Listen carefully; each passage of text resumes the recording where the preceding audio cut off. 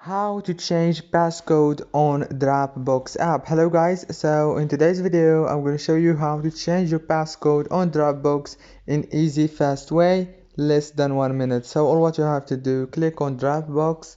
Now this is my passcode. Now if you want to change your passcode, all what you have to do is go to the top corner, click on those three lines and go down, click on the settings option down here. Now scroll down again until you find the configure passcode option right here. Click on it and now you will find change passcode right here, and you can change it very easy and fast. If this video was helpful, please don't forget to like and subscribe, and see you later. Thank you so much.